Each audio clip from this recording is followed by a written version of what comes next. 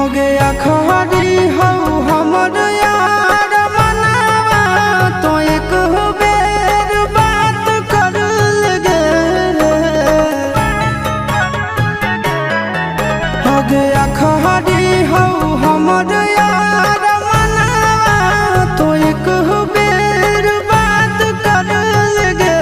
हो गे सोना यारावा हो भरती पटनवा में आके मुलाकात कर लेगे। आगे सोना यारावा हो भरती पटनवा में आके मुलाकात कर लेगे। आगे चली जाइबौ छोड़ी के